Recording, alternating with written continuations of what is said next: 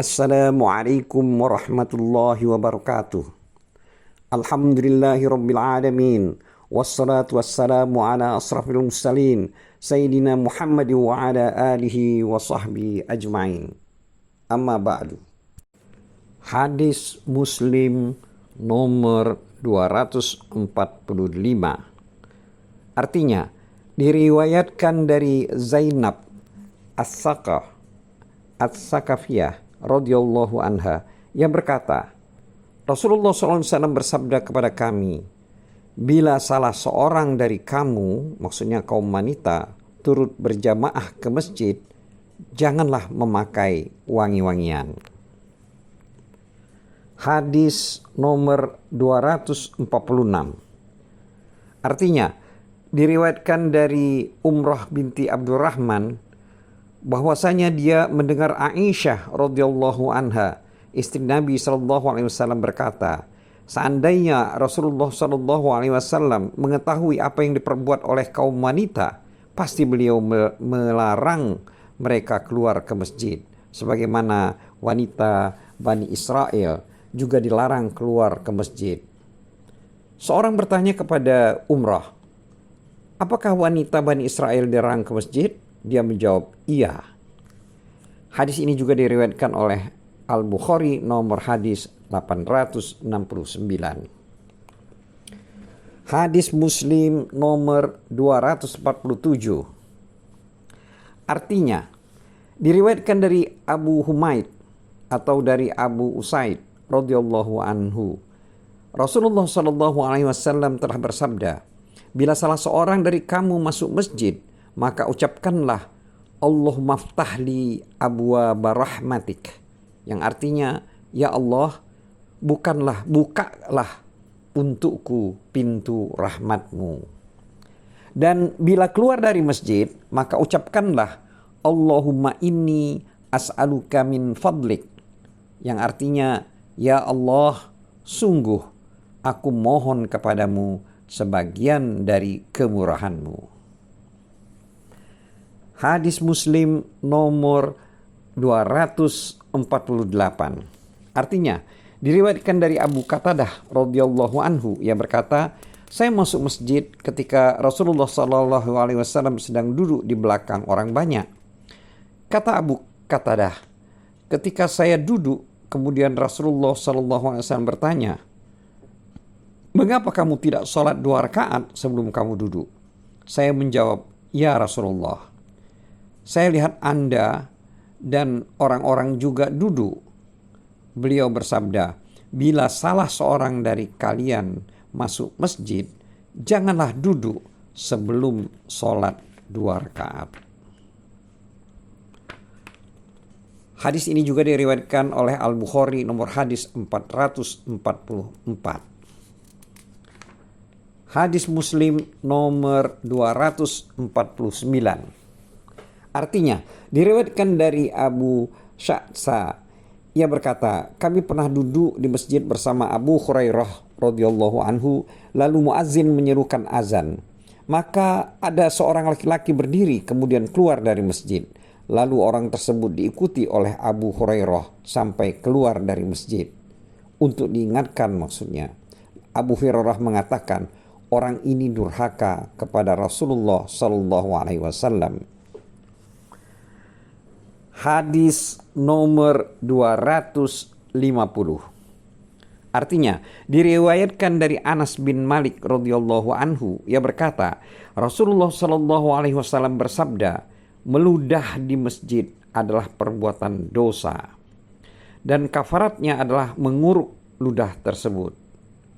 Masjid pada zaman Nabi SAW itu masih berlantai tanah biasa. Hadis ini juga diriwayatkan oleh Al-Bukhari nomor hadis 415. Hadis Muslim nomor 251.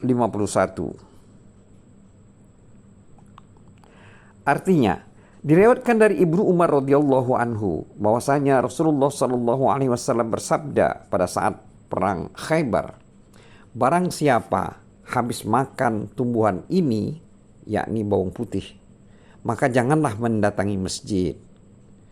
Hadis ini juga diriwayatkan oleh Al-Bukhari, nomor hadis 853. Hadis nomor 252. Artinya, diriwayatkan dari Jabir bin Abdullah radhiyallahu anhu bahwasanya Rasulullah shallallahu alaihi wasallam telah bersabda, barang siapa habis makan bawang putih atau bawang merah, hendaklah ia menghindar dari kami, atau hendaklah ia menghindar dari masjid kami, dan duduk sajalah di rumah. Rasulullah Shallallahu Alaihi Wasallam pernah disodori satu periuk berisi sayur bawang. Lalu beliau mencium baunya, lalu bertanya. Kemudian beliau diberitahu tentang sayur bawang di dalam periuk itu.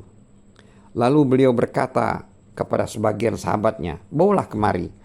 Ketika beliau melihatnya, beliau enggan memakannya. Kemudian beliau bersabda, makanlah, karena aku selalu berkomunikasi dengan Allah, tidak seperti komunikasimu. Hadis ini juga diriwayatkan oleh Al-Bukhari, nomor hadis 252. Hadis Muslim nomor 253. Artinya diriwayatkan dari Ma'dan bin Abu Talhah bahwasanya Umar bin Al-Khattab radhiyallahu anhu berkhutbah pada hari Jumat setelah menyebut Nabi SAW dan Abu Bakar radhiyallahu anhu. Dia mengatakan, sesungguhnya saya seakan-akan melihat seekor ayam yang mematuk saya 3 kali. Saya tidak melihatnya, melainkan itu adalah tibanya ajal saya. Beberapa kaum meminta agar saya menunjuk pengganti khalifah. Sungguh Allah tidak akan pernah menyia-nyiakan agamanya, khilafahnya, dan apa yang dia utuskan kepada nabinya. Kalau sewaktu-waktu ajal saya tiba, maka jabatan khalifah dimusyawarahkan di antara 6 orang yang diridhoi oleh Rasulullah SAW ketika beliau wafat. Sungguh saya tahu bahwa beberapa kaum ingin menumbangkan persoalan khalifah ini. Saya kalahkan mereka demi Islam. Jika mereka berbuat demikian itu, mereka adalah musuh-musuh Allah yang kafir dan sesat. Kemudian saya tidak membiarkan sepeninggal saya sesuatu yang menurut saya lebih penting daripada persoalan khalalah. Saya tidak pernah bertanya terlalu jauh kepada Rasulullah SAW, melainkan masalah khalalah seperti. Dan betapa beratnya masalah ini bagi saya, sehingga beliau menusukkan 2 jarinya di dada saya lalu bersabda, hai Umar, tidakkah cukup bagimu ayat As-Saif yang ada di akhir surat An-Nisa? Sungguh jika saya masih hidup, maka saya akan menghukumi kalalah sebagaimana masalah yang diputuskan oleh orang-orang yang memahami Al-Quran maupun yang tidak memahaminya. Kemudian Umar mengatakan, ya Allah, sungguh saya mempersaksikan kepadamu tentang para pejabat di setiap daerah. Sungguh saya mengangkat mereka untuk berbuat adil terhadap rakyat, untuk mengajarkan agama dan sunnah Nabi kepada umat manusia, untuk membagi-bagikan rampasan perang kepada rakyat, dan untuk menampung kesulitan yang diadukan oleh rakyat untuk disampaikan kepada saya. Kemudian saudara-saudara, sungguh kalian makan 2 tumbuhan yang saya pandang kotor, yaitu bawang merah dan bawang putih. Saya pernah melihat Rasulullah SAW bila beliau menemukan orang di masjid yang berbau bawang merah dan bawang putih, beliau menyuruh untuk mengeluarkan orang itu, lalu saya mengeluarkannya sampai ke baki. Barang siapa memakan bawang merah dan bawang putih, maka matikanlah dapurnya. Wallahu a'lam bissawab. Wabillahi taufiq wal hidayah. Wassalamualaikum warahmatullahi wabarakatuh.